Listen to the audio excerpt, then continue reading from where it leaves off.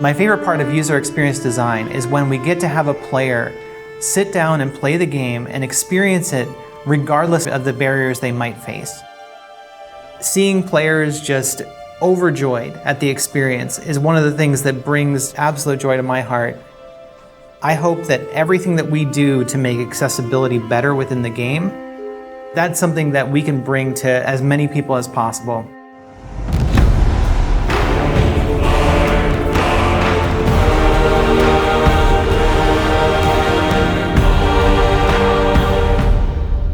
I'm Mila Pavlin, and I'm the lead UX designer on God of War Ragnarok. My name is Sam Chaffel. I'm the Associate UX Accessibility Designer. My name is Zhou Xuanyi. I'm a rendering programmer. Hi, I'm Kate Marlin, Senior Producer of the gameplay team.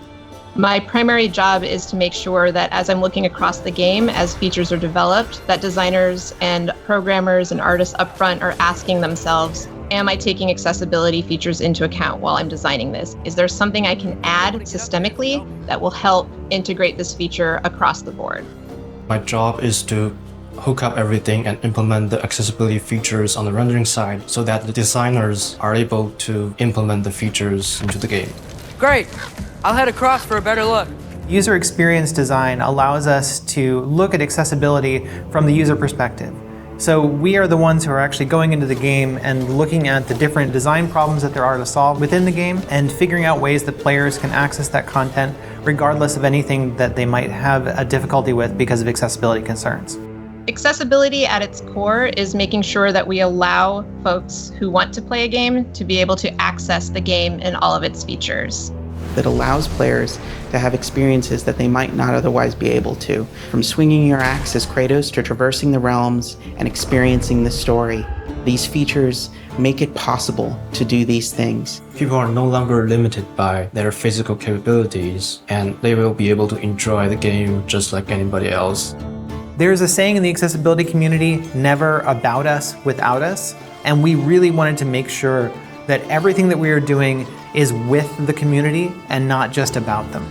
So we have to reach out to fans and understand what their needs are when it comes to accessibility concerns, and we have to reach out through consultants and playtesters to understand what things may be hindering someone from being able to complete the game. It's always the best to be able to communicate with the user and see what they're happy with and what they want improved. Some of the most inspiring things that I've seen that have made me want to think more about accessibility is seeing the stories that players have and how much it means to them when they're able to sit down with the game for the first time and play more than they ever thought they could. Boy, we must be better. You must never forget that. With the last God of War, we ended the game understanding that there were major problems with the way that we were designing for accessibility. Based on community feedback from the last title, we've incorporated several features into this title to make the experience more accessible.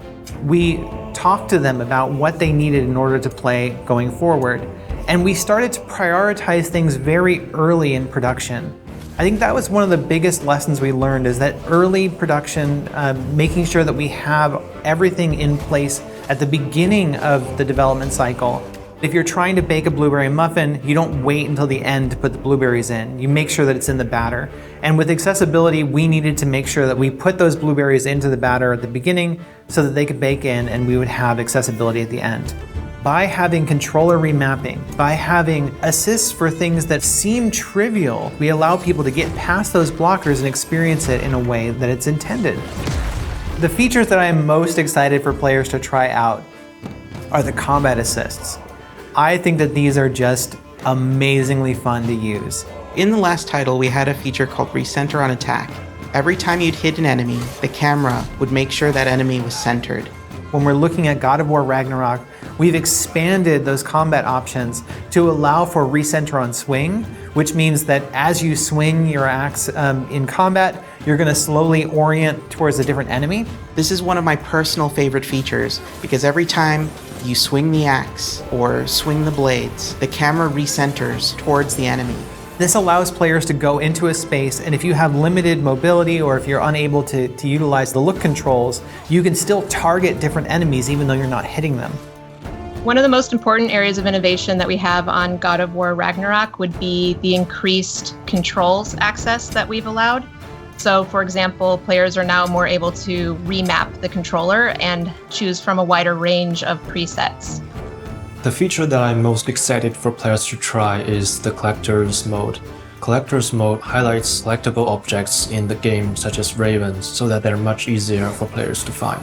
I'm excited for players to try various features that we've created, from high contrast mode to traversal assist, auto pickup to navigation assist. Navigation assist was one that I particularly am proud of because we went from not being able to have someone navigate through the game at all to having someone be able to navigate using just a navigation assistance ping. So we looked at games like The Last of Us Part 2 and how they were navigating players through their world with low vision play. And we took our own internal compass system and were able to actually allow players to rotate their camera towards the compass and navigate to their next objective. Other features to look out for would be subtitle customization. So, for example, you can color the subtitle differently from the speaker, and you can even have the speaker name show up or turn that off if you don't like to see that speaker name in front of there. You can set a background for the captions. So when you're seeing the text, if you need more contrast behind the text, that's an option that's added in there. Another cool, exciting feature that we added was directional indicators to our captions and subtitles. So wherever a noise caption is coming from, the arrow will be pointing to it. So if there's a character speaking and you see the subtitles on the screen, there will be an arrow pointing out also where that character is relative to the player's camera. All these features will enable players to experience the game in different ways and adjust the challenge to their needs. Some of the things that I found useful are just settings around kind of reducing the amount of inputs I have to do when I don't feel like it's super necessary for me to control that aspect of the game. This one has helped me by having options like traversal assist, which just kind of makes the character vault over things and climb up things automatically, which reduces the strain on my body so I can just get ready to fight rather than just be spending time like traveling over things. I think a big misconception people have about accessibility features is that they're only applied to certain people. It's not about making a game easy. It's not about adding cheats. Accessibility controls are beneficial for everyone. It's beneficial for people with disabilities to be able to better engage with the game, but also open up those menus and see what they can do for you. People think accessibility means easy mode, and it is absolutely not about easy mode. If someone is unable to use their hand, for example, it doesn't mean that they want a lower difficulty. They just need to be able to set the controls in a way that allows them to use the controls differently. I'm partially deaf, so I can only hear out of my right side. The fact that they had audio panning made me really, really happy because I still can feel vibrations from my left. So I just channeled more of the audio through to my right side, which enabled me to hear everything just kind of better. Growing up playing games one-handed was very challenging. Early games didn't have all the accessibility features that games like God of War Ragnarok and The Last of Us Part 2 have. There's a stronger motivation there to be a better developer and a better designer when you know that you are making people's lives better by allowing them to play. The future of accessibility in video games is very exciting. As we continue to innovate and the conversation grows, the experience just gets better for everyone. My hope is that it will expand beyond our current audience to include everyone. The more every studio takes in information about what can make accessibility better, the more we can inspire each other and the better we can make all of our games more accessible. I really have a high vision of making games that are not just accessible in the way that you can just get through them, but that they're accessible in a way that they are enjoyable and create more choice for players. When we look at the way that the industry is turning, we're moving away from this idea of let's just get the player through the game and more into how can we make an accessible game the most enjoyable experience, and how can we integrate these things into our games at a core level so that every player has access to those things. And as we expand that, I think that we're going to see an industry that is not only more accessible, but is more enjoyable overall.